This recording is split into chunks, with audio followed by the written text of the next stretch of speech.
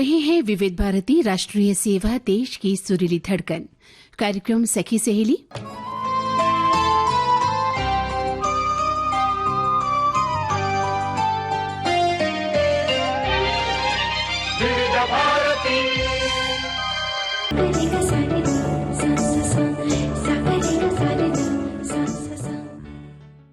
सखी सहेली कार्यक्रम सुनने वाली सभी सखियों और सखाओं को मंदाकिनी जोशी और दीपा माहेश्वरी का नमस्कार। क्या बात है दीपा, कहाँ खोई भी हो भाई?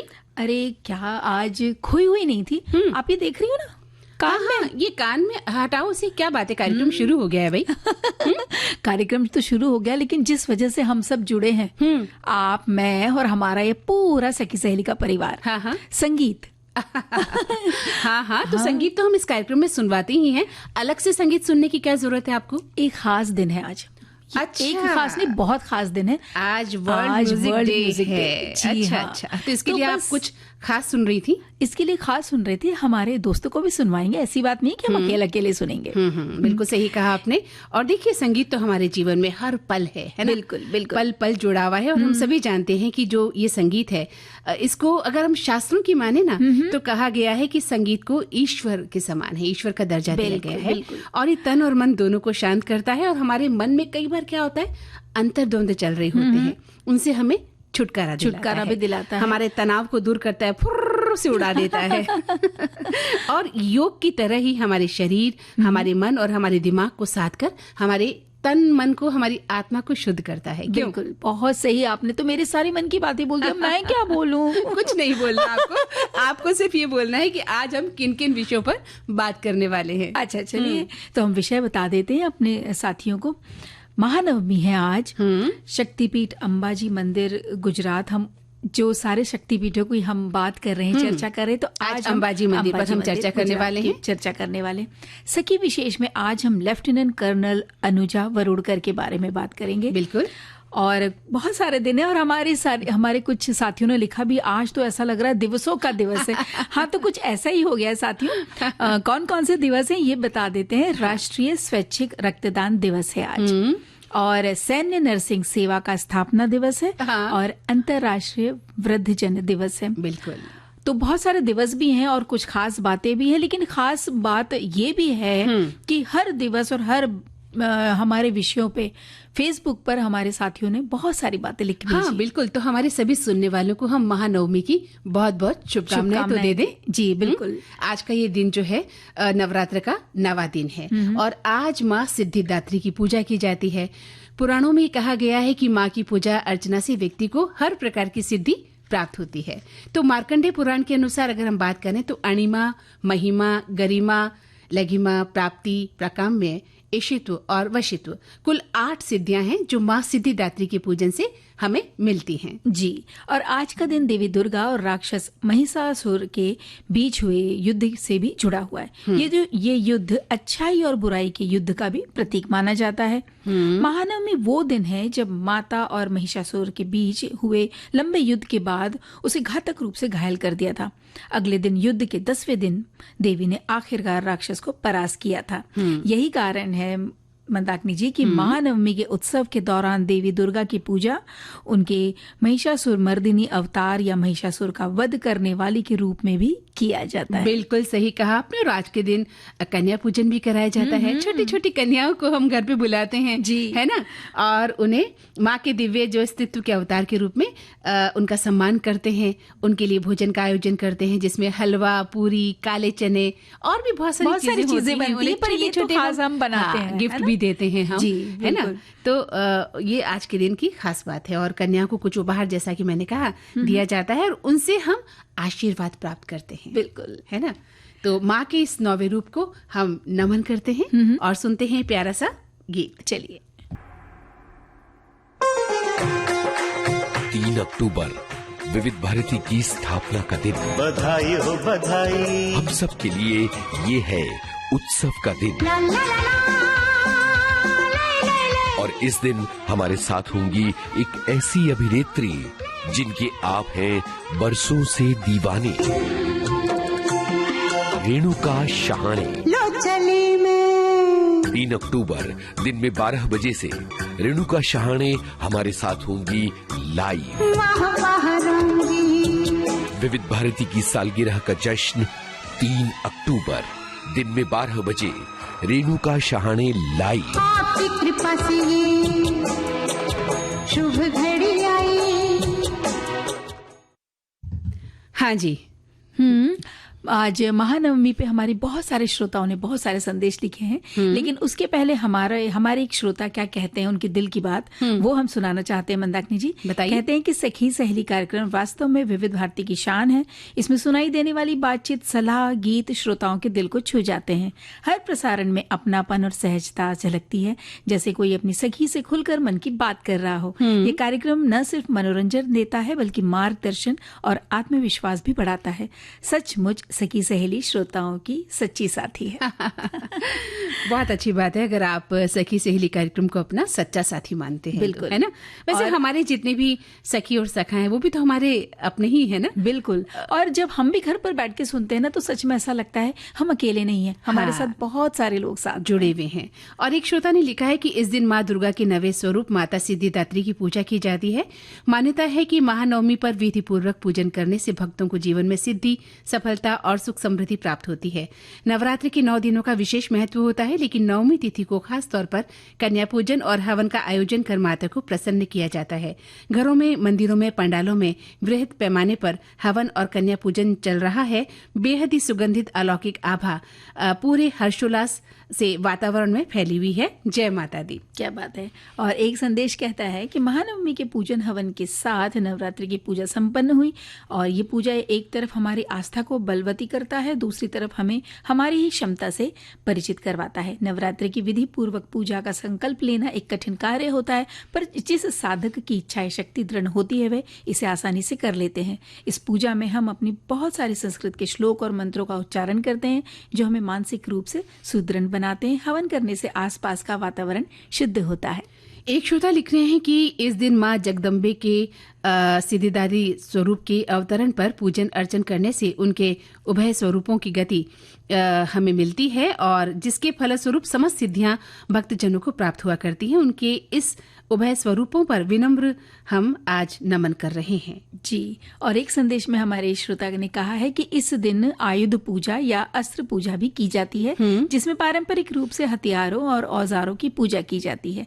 और कन्या पूजन भी करते हैं, जिसमें वो बता रहे हैं कि देवी दुर्गा के 9 रूपों का प्रतीक मानी जाने वाली 9 कुंवारी कन्याओं की पूजा की जाती है। उनका सम्मान करने के लिए उनके पैर धोए जाते हैं, बाद में उन्हें नए कपड़े और बहुत सारे अन्य उपहार भेंट में किए जाते हैं। बिल्कुल सही कहा। और इसी दिन क्यों, हम तो हर दिन जो है कन्याओं का सम्मान ही करते हैं। जी, करना भी चाहिए। और घर में बेटियां नहीं प्यारी होती सबकी। जिस घर में बेटी होती है ना उसका आंगन हमेशा खिलखिलाता नजर आता है। बात तो बिल्कुल आपने सही की। और देखिए ना, इन दिनों हम बात कर रहे हैं शक्तिपीठों की, तो आज इस क्रम में हम अंबाजी मंदिर जो कि गुजरात में है उस पर चर्चा करने वाले हैं। दीपा जी, तो ये कहाँ है बता दूं? बताइए। ये गुजरात और राजस्थान की सीमा पर स्थित माउंट आबू से 45 किलोमीटर दूर है अंबा माता का ये प्राचीन शक्तिपीठ। इस मंदिर में माँ की कोई मूर्ति नहीं है मंदाकिनी जी, लेकिन यहाँ एक श्री यंत्र स्थापित है। ये श्री यंत्र इस तरह से सजाया जाता है कि देखने वालों को उसमें माता का दिव्य स्वरूप ही नजर आता है। बिल्कुल। और विशेष बात ये है दीपा कि इस श्री यंत्र की पूजा के लिए कहा जाता है कि आंखों पर जो है पट्टी बांधते हैं पंडित लोग जब पूजा करते हैं, तो आंखों को बांध लेते हैं। और यहाँ पर पूजा के दौरान कोई भी फोटो या तस्वीर नहीं ली जा सकती है। और माँ भवानी के 51 शक्तिपीठों में से एक ये मंदिर है। भक्तजन यहाँ अपार श्रद्धा के साथ दर्शन के लिए आते हैं। कहा जाता है कि यहाँ माता का जो है हृदय गिरा था, जिसका उल्लेख तंत्र चूड़ामणि में भी मिलता है। जी। और इस मंदिर का शिखर 103 फुट ऊंचा है और कुछ उस पर लगभग 360 स्वर्ण कलश सुसज्जित हैं। मंदिर से कुछ ही दूर पर एक पहाड़ है जिसका नाम है गब्बर। हाँ जी, जहाँ एक देवी का प्राचीन मंदिर स्थापित है। कहते हैं इसी पहाड़ पर माँ के पद चिन्ह और रथ चिन्ह बने हैं और जो भी श्रद्धालु जो माता के अंबाजी मंदिर आता है ना, वो गब्बर पहाड़ी के मंदिर का ये जो यहाँ पे जो मंदिर है ना, वहाँ पर भी वो जरूर जाते जरूर हैं। बिल्कुल सही कहा आपने। और अंबाजी मंदिर पहुंचने के लिए सबसे पास का जो रेलवे स्टेशन है वो पालनपुर है। आबू रोड स्टेशन यहाँ से 20 किलोमीटर की दूरी पर है।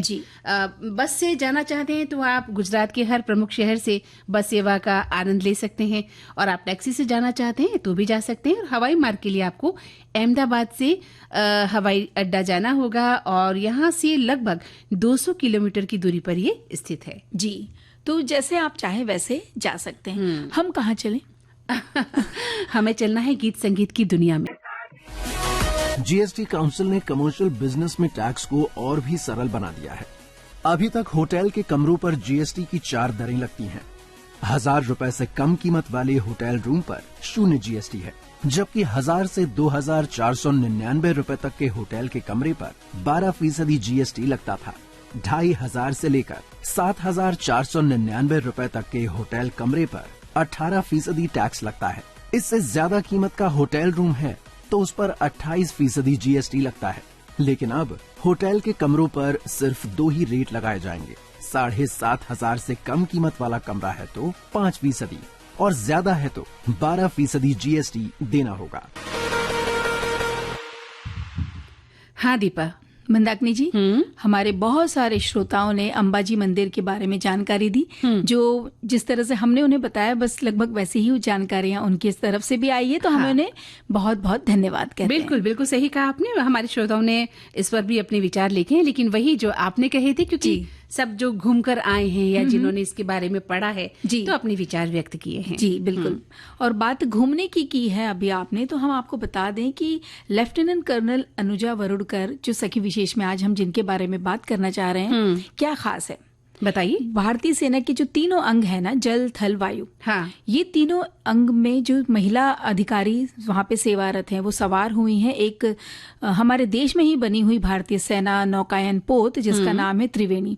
पिछले महीने सितंबर में इन्होंने यात्रा शुरू करी है और समुद्र से पूरी परिक्रमा करते हुए ये फिर भारत लौटेंगी अगले साल। और कहते हैं कि कुछ 26,000 समुद्री मील की ये यात्रा करने वाली हैं। बिल्कुल सही कहा आपने।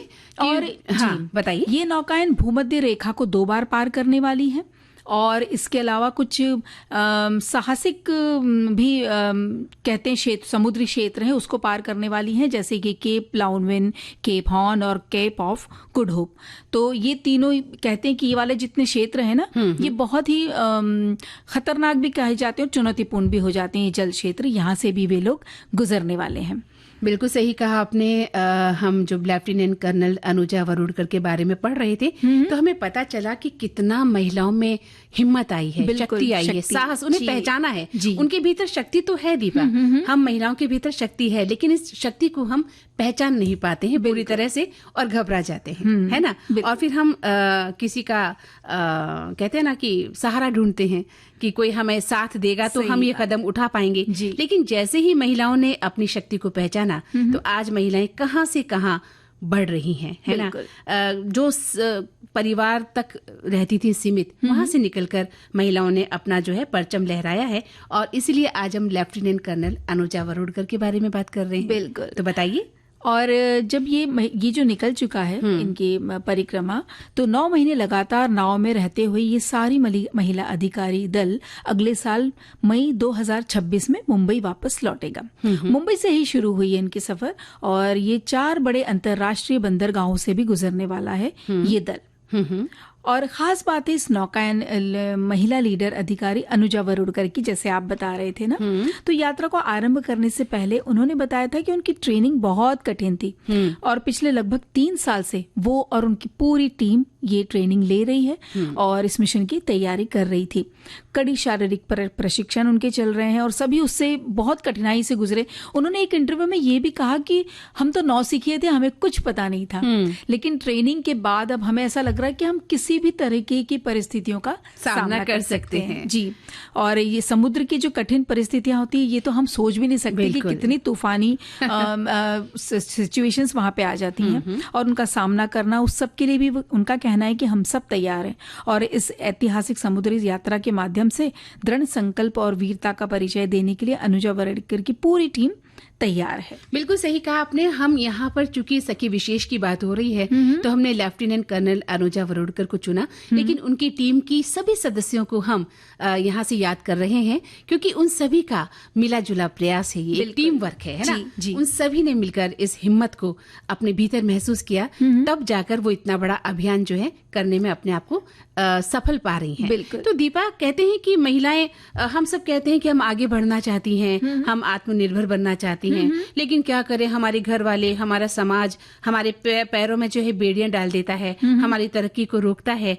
तो ये बात पूरी तरह से सच नहीं है। हाँ, किसी हद तक सही है क्योंकि महिलाओं को आत्मनिर्भर बनाने में घर परिवार का तो समर्थन रहता ही है, साथ ही हमारी खुद की भी एक विशेष भूमिका होती है कि हम जिस फील्ड में जाना चाहते हैं वहां के लिए हमारे भीतर जज्बा है कि नहीं, हिम्मत है कि नहीं, साहस है कि नहीं। तो अनुजा ने उन सभी बातों को सच ठहराया कि आपके भीतर एक साहस होना चाहिए, हिम्मत होनी चाहिए, और इतनी एक तूफानी यात्रा को करने की जो हिम्मत इस टीम में आई उसको हम सैल्यूट करते हैं। बिल्कुल। और जो ये इतने कठोर प्रशिक्षण के बाद जो तीनों सेनाओं की महिला दल की कप्तानी जो उन्हें मिली है वो बहुत बड़ी बात है। जबकि उन्होंने कहा कि शुरुआत में तो हमें कुछ भी नहीं पता था, यानी कि कितने कठिन ट्रेनिंग से वो गुजरे होंगे और जिस तरह से उनका ये चयन हुआ होगा कप्तानी के लिए, तो ये भी अपने आप में एक ऐतिहासिक बात ही हो गई है। बिल्कुल सही कहा आपने। कोई आसान नहीं होता किसी भी अभियान में शामिल होना और फिर वहां पर आपको सबसे बड़ा पद मिल जाना।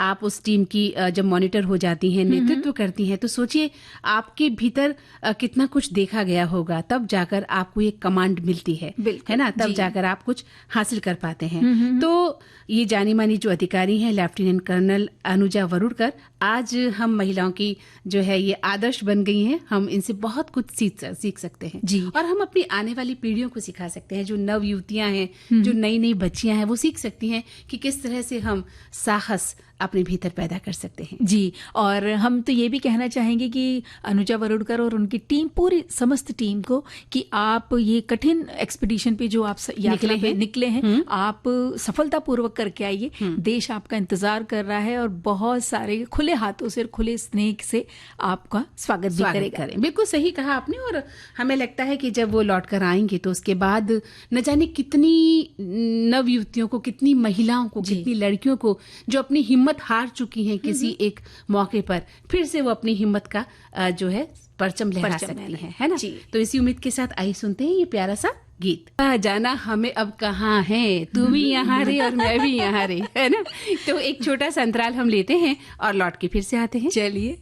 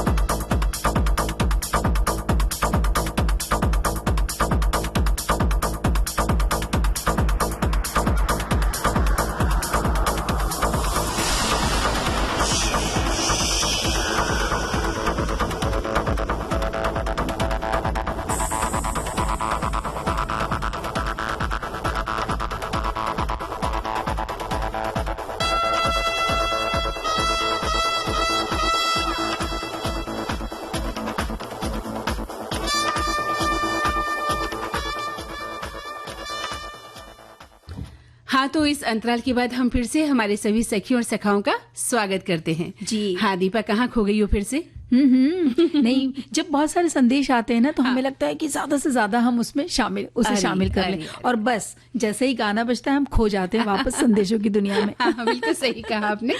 तो आज कुछ खास दिवस आप बता रही थी कि आज बहुत सारे दिवस हम मना रहे हैं। बहुत सारे दिवस मना रहे हैं, तो एक एक करके हम चलते हैं। अभी तो हम सबसे पहले मनाते हैं राष्ट्रीय स्वैच्छिक रक्तदान दिवस। हाँ बिल्कुल, आज के दिन ये दिवस हम मनाते हैं ना, और जिससे लोगों को इसका महत्व हम समझें और क्यों जरूरत जरूरत है इसकी, क्यों करना चाहिए रक्तदान, इसके बारे में बातचीत होना बहुत जरूरी है। तो साथ ही स्वेच्छा से जो रक्तदान किया जाता है वो आज के दिन प्रेरणा उसकी मिलती है कि हमें स्वेच्छा से भी अपना रक्तदान करना चाहिए। जी बिल्कुल। और ये दिन हमारे देश में 1 अक्टूबर 1975 से मनाया जाता है और Indian Society of Blood Transfusion and Immunohaematology इस संस्थान ने ये खास दिन की शुरुआत की थी। 1971 में ये संस्थान की स्थापना की थी के स्वरूप कृष्णन डॉक्टर ने और डॉक्टर जे.जी. जॉली ने। हाँ बिल्कुल, डॉक्टर जॉली को भारतीय इतिहास में जो है रक्तदान चिकित्सा का जनक माना जाता है ना।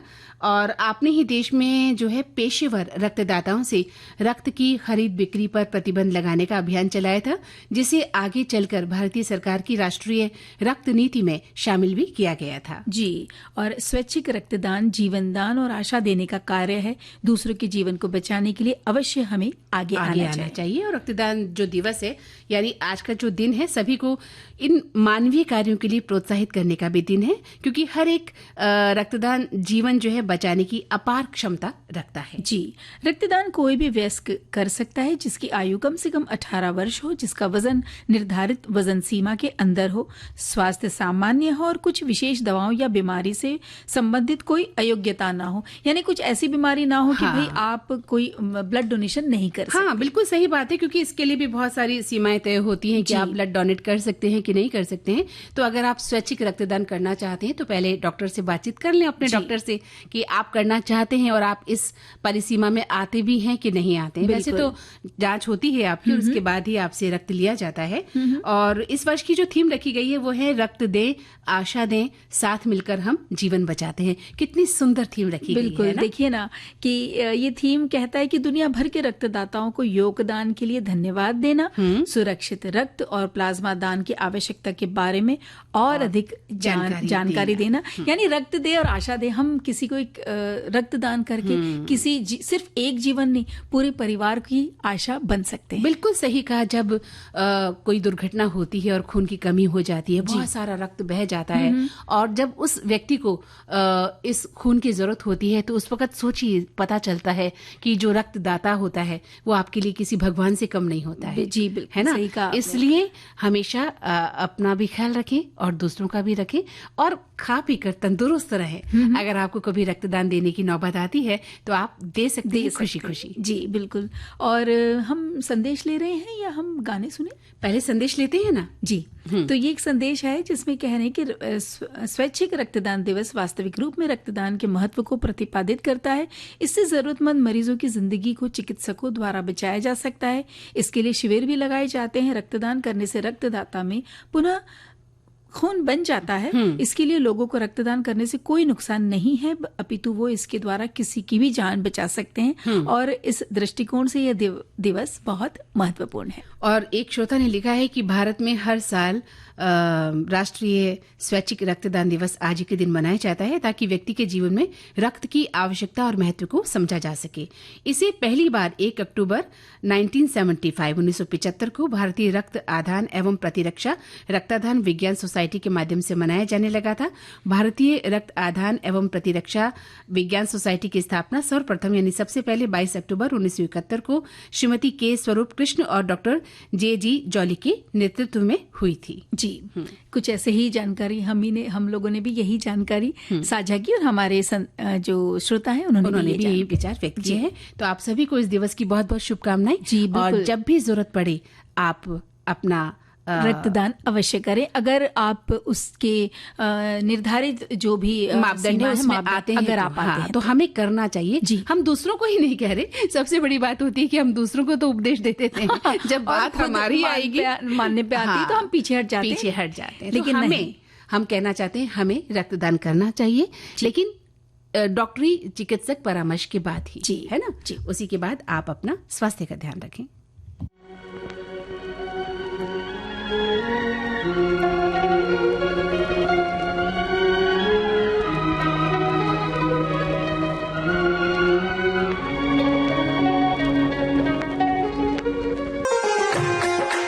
3 अक्टूबर विविध भारती की स्थापना का दिन। बधाई हो बधाई। हम सब के लिए ये है उत्सव का दिन। और इस दिन हमारे साथ होंगी एक ऐसी अभिनेत्री जिनके आप हैं बरसों से दीवाने, रेणुका शहाणे। लो चली मैं 3 अक्टूबर दिन में 12 बजे से रेणुका शहाणे हमारे साथ होंगी लाइव। वाह रहूंगी। विविध भारती की सालगिरह का जश्न 3 अक्टूबर दिन में 12 बजे रेणुका शहाणे लाइव। आपकी कृपा से ये शुभ घड़ी आई। हाँ जी, तो दीपा, आज हम बहुत सारे दिवस मना रहे हैं और उसमें एक खास दिवस है सैन्य नर्सिंग सेवा का स्थापना दिवस। जी, मिलिट्री नर्सिंग सर्विस भारतीय सेवा की उत्पत्ति आर्मी नर्सिंग सर्विस से हुई। इसका गठन 1888 में ब्रिटिश सेना के एक भाग के रूप में हुआ था, मंदाकिनी जी। और अपने अस्तित्व के कई वर्षों के बाद इस बल में कई बदलाव आए और 1926 में इसे भारतीय सेना में नर्सिंग नर्सिंग सेवा का नाम दिया गया था। बिल्कुल सही कहा। और आपने बात उठती है कि भाई नर्स क्या है ना? नर्स हम कहते हैं क्या करती है, क्या करता है। व्यक्ति जो है मेल भी हो सकता है नर्स और फीमेल भी हो सकती है। तो एक प्रशिक्षित और पंजीकृत जो व्यक्ति है जो आपकी बीमारी, आपकी दुर्घटनाओं, आपकी बीमारियों को, विकलांगताओं को वो देखभाल करता है ना, या करती है, आपका ध्यान रखती है, आपको दवा देती है और एक स्वास्थ्य प्रदाता कह सकते हैं, स्वास्थ्य सेवा प्रदाता होती है। यूं कहा जाता है कि स्वास्थ्य की दुनिया में वो रीढ़ की हड्डी होती है ना, तो वो आपका ध्यान रखती है। तो ऐसे नर्सिंग सेवा का स्थापना दिवस है आज, सैन्य नर्सिंग सेवा का। और MNS की अगर हम बात करें, मिलिट्री नर्सिंग सर्विस भारतीय सेना की चिकित्सा सेवा का एक हिस्सा है जो महिला उम्मीदवारों को अधिकारी के रूप में सेना में नर्स के तौर पर सेवा देने का भी कार्य करता है। जी, और इसके लिए उम्मीदवार नर्सिंग की डिग्री आपको जो लेना है वो आर्म्ड फोर्सेस मेडिकल कॉलेज यानी AFMC जैसी प्रतिष्ठित संस्थाओं से किया जाता है। MNS से डिग्री मिलने के बाद उम्मीदवार सेना में कार्यरत जो लोग हैं या उनके परिवार या देश के कोई हम अन्य नागरिकों को भी अलग अलग परिस्थितियों में जो नर्सिंग सेवा दे सकती हैं। बिल्कुल तो सही कहा। ये दोनों ही महिला पुरुष दोनों होते हैं। ऐसा नहीं कि नर्स एक महिला अधिकारी ही नर्स हो सकती है, इस तरह की बात नहीं है। ये सेवा कोई भी कर सकता है। बिल्कुल। एक श्रोता ने लिखा भी है कि सैन्य नर्सिंग सेवा का स्थापना दिवस मनाया जा रहा है और सेना के चिकित्सालयों में ही नहीं अपितु सभी चिकित्सालयों में नर्सिंग का विशेष महत्व होता है। चिकित्सा पाद चतुष्टय के दृष्टिकोण से नर्सिंग तीसरे पाद पर वर्णित है। अस्पताल में भर्ती मरीजों को नर्स की सेवाएं द्वारा ही नवजीवन मिला करता है। फिर सेना में भर्ती हुए सैनिकों के घायल होने पर उनके महत्व को नकारा नहीं जा सकता है और इस दृष्टिकोण से ये दिवस उनके कल्याण के लिए समर्पित है। जी बिल्कुल। तो उनके महत्व को हम नकार नहीं सकते और कभी कभी कुछ ऐसे संदेश आ जाते हैं कि हम उन्हें भी नकार नहीं सकते। तो ये एक संदेश है स्वैच्छिक रक्तदान दिवस की जो अभी हमने बात की थी ना, उस विषय में। ये संदेश कहता है कि मेरे परिवार में 30 साल का एक लड़का है, उसके बार बार ब्लड प्रेशर बढ़ रहा था। तो डॉक्टर ने कहा कि जवान लड़के हो, रक्तदान करो, ब्लड प्रेशर नॉर्मल हो जाएगा। अब वो साल में 2-3 बार ब्लड डोनेट करता है और उसका ब्लड प्रेशर भी सही रहता है। बहुत अच्छी बात है। लेकिन फिर भी वही बात हम तो कहेंगे कि जब भी आप कोई कदम उठाते हैं उससे पहले आपको डॉक्टर का परामर्श लेना बहुत ही जरूरी है। और हमारे लिए क्या जरूरी है? हमारे लिए तो संगीत जरूरी है। जैसा कि हमने कहा कि आज हम संगीत दिवस भी मना रहे हैं और संगीत तो दवा। वाह दीपा, इतना सुंदर ये जो भक्ति गीत जैसे कहते हैं, सुनकर तो अच्छे अच्छे लोग जो हैं ठीक हो जाते हैं। अगर आप मरीज हैं, अगर आप रोगी हैं, आप बीमार हैं, अस्वस्थ हैं, तो आप किसी भी तरह के ऐसे संगीत सुन लें, बस आप आधे ठीक हो जाते हैं। बिल्कुल। और आधा इलाज आपका जो है डॉक्टर कर देता है ना। हाँ। इसीलिए तो संगीत का महत्व कभी कम नहीं होता है। ये बात तो बिल्कुल सही कही आपने। देखिए ना, थोड़ा झूमने से ही लगे थे इस संगीत में, है ना, इस गीत में। बिल्कुल सही कहा। और वैसे ही अगर देखा जाए तो हमारे घर के जो बुजुर्ग है ना, वो भी जब घर में पाठ करते हैं या भजन करते हैं, कोई भक्ति गीत गाते हैं, तो सोचिए घर का माहौल कितना खूबसूरत हो जाता है, कितना भक्तिमय हो जाता है। कई बार तो ऐसा लगता है अलार्म की जरूरत नहीं है, बस उनकी आवाज ही काफी। हाँ, खैर ये तो बात सबसे बड़ी बात आपने कह दी कि जो घर के बड़े बुजुर्ग हैं वो तो हमारे परिवार की धरोहर है जी, है ना। और उनका सुबह उठना, उनका जल्दी उठना, रात को समय पर सोना, ये बहुत सी चीजें हैं जो हम अपने घर के बड़े बुजुर्गों से सीख सकते हैं। और देखिए ना कितना हम सोच उस चीज पे शायद कभी गौर नहीं करते। हमारे घर के बड़े कहते हैं तुम जाओ, हम घर पर हैं, हम देख लेंगे। तब हमें पता नहीं होता, जब हमारे बच्चे छोटे होते हम उन्हें छोड़कर चले जाते हैं, या हम घर परिवार को छोड़ के चले जाते हैं। तो जब एकल परिवार है, वो इसकी कीमत बाद में जब एक आप अलग होते हैं तब समझ आता है कि घर के जो बड़े बुजुर्ग थे वो आपके लिए क्या मायने रखते थे। और एक जो तुमने अभी बात कही ना कि हम अपने बच्चों को छोड़कर उनके भरोसे छोड़ जाते हैं और शाम को आते हैं तो हमें लगता है जैसे कुछ हुआ ही नहीं होगा, है ना। बिल्कुल। लेकिन जब हमें उन्हीं बुजुर्ग माता पिता की सेवा करनी पड़ती है तो हमें कितना बुरा लगता है, हम कितना बदल जाते हैं, कितना बौखला जाते हैं कि ओह हमारी जिंदगी के तो इतने खूबसूरत पल खराब हो जा रहे हैं, या हम इतने अभी व्यस्त हैं, हमारे पास तो समय ही नहीं है, हम अब इनका क्या ध्यान रखें। तो ये अंतर समझिए कि वो आपकी देखभाल उन्होंने कैसे की होगी, आपके बच्चों की देखभाल वो कितनी खुशी के साथ करते हैं, दादा दादी बनकर, नाना नानी बनकर वो अपना जीवन अर्पित कर देते हैं आपको। और उनके अनुभव देखिए ना, जरा सी बात के लिए बोलते हैं, हम घबराते हैं और वो कहते हैं नहीं, कुछ घरेलू इलाज बता देते, कुछ ऐसा इलाज बता देते हैं कि ये बस ये लगा दो, बच्चा ठीक हो जाएगा। या बहुत छोटा बच्चा होता है, 1 साल से भी छोटा, वो बहुत रोता है और हमें समझ में नहीं आता क्या करें। ये तो हमारे ही साथ घर में होता है, हमें पता नहीं चलता है क्या होता है। वो कहते हैं कुछ नहीं, हींग को पानी में घोल के उसके लगा दो पेट में, वो ठीक हो जाएगा। हाँ, बच्चा पूरी रात रोता है, माँ समझ नहीं पाती है, पिता समझ नहीं पाते, युवा दंपति जो होती है वो समझ नहीं पाते कि बच्चे को चुप कैसे कराया जाए। लेकिन जो हमारे घर के जो बड़े बुजुर्ग हैं वो आपको बता देते हैं कि भाई इसको क्या हुआ होगा। तो आज हम अंतर्राष्ट्रीय वृद्धजन दिवस मना रहे हैं और ये बात हम वैसे तो हर दिन हमें करनी चाहिए, है ना जी, इस बात के लिए। और करनी क्या चाहिए, समझनी चाहिए हमें कि हमारे लिए हमारे घर के बड़े बूढ़े जो है कितना मायना रखते हैं। बिल्कुल। और जो हम बात कर रहे थे कि अनुभव का वो एक ऐसा पिटारा है उनके पास होता है जो धन से भी अधिक कीमती है। उनकी समझ और सुझाव घर के छोटों को हमेशा सही रास्ता दिखाता है। बिल्कुल, वो हमारे लिए मूल्यवान धरोहर हैं। और लेकिन आजकल हम देखते हैं कि वृद्धावस्था कई चुनौतियों के साथ आती है, जैसे कि संयुक्त परिवार का पतन हो रहा है, अकेलापन है, दूसरों पर निर्भर हो गया है जो घर का वृद्ध है, कई बार उन्हें देखने के लिए कोई नहीं होता। और हमारे देश में कुल जनसंख्या का लगभग 10% जो भाग है वो वृद्धजन है, जिनमें महिलाओं की संख्या ज्यादा है। जी बिल्कुल। और अंतर्राष्ट्रीय वृद्धजन दिवस ये एक ऐसा वैश्विक स्वास्थ्य सेवा कार्यक्रम है जो वृद्धावस्था से जुड़ी तमाम चुनौतियों की और जो हम जनता को जागरूकता बढ़ाने के लिए कहता है और साथ ही उनके लिए अवसर बढ़ाता है।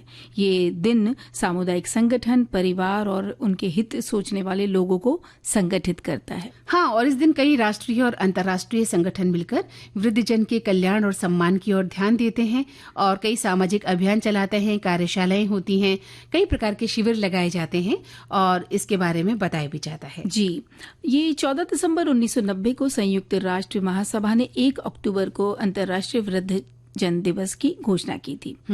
बढ़ती उम्र में जीवन शैली में बदलाव लाना जरूरी होता है, ऐसा कहते हैं बड़ों के लिए। और उच्च फाइबर वाले भोजन का वो सेवन करें, तले हुए खाद्य पदार्थ से परहेज रखें, विटामिन डी से भरे हुए पेय पदार्थ लें और दिन भर हाइड्रेटिंग रखने के लिए, खुद को तरल रखने के लिए पानी पीते रहना चाहिए या तरल पदार्थ लेते रहें। अच्छे स्वास्थ्य को बनाए रखने के लिए जरूरी है। ये सब चीज तो है, लेकिन उन्हें ना साथ चाहिए। हाँ, मंदाकिनी वही अभी आपने कहा ना कि उन्हें ये सब मिलना चाहिए, लेकिन कैसे मिले? अगर कोई घर का बड़ा बुजुर्ग मान लीजिए बिस्तर से नहीं उठ पा रहा है ना, बेड रेस्ट पर है, बीमार है, तो वो कैसे अपने आप को हाइड्रेटेड, ये सारी चीजें कैसे कर पाएगा? कैसे वो विटामिन ई ले पाएगा, vitamin A, B, C, D वो ले पाएगा? उसके लिए घर के जो अन्य सदस्य हैं वो क्या करते हैं? जी बिल्कुल। तो उन्हें साथ चाहिए, कोई हाथ में दवा आप ना भी दें, आप उनके लिए डब्बे में भी रख देंगे ना, उन्हें चलेगा। कोई उनके पास जाके बात करे, उनसे पूछे, उनके अनुभव या उनकी यादें उनसे बस यूं ही साझा कर लें। और बड़ों में कभी कभी याददाश्त जैसे जैसे कम होती जाती है ना, वो बातों को दोहराते हैं। तो हमें उनसे चिढ़ना नहीं चाहिए। हमने देखा है कहीं कहीं वो बोलते बता तो दिया अभी आपने, वापस आप दोबारा इसको क्यों आप बार बार रिपीट क्यों कर रहे हैं पापा? लेकिन इस तरह से नहीं, वो झल्लाना नहीं चाहिए। जी, जब आप बच्चे थे आपने कितनी बार अपने माता पिता से कितनी बातें पूछी होगी, पर आपके माता पिता ने कभी भी झल्लाकर आपको जवाब नहीं दिया होगा ना। जी, तो वही बात आपके साथ आती है कि जब आज आप बच्चे जो हैं बड़े हो गए हैं और माता पिता बुजुर्ग हो गए हैं, तो उनका आप सहारा बने, न कि आप उन्हें डांट डपट कर एक कोने में बैठा दे या उनके दिल को, उनके दिमाग को दुख पहुंचाएं और उनकी बीमारी का आप मजाक बनाकर रख दें।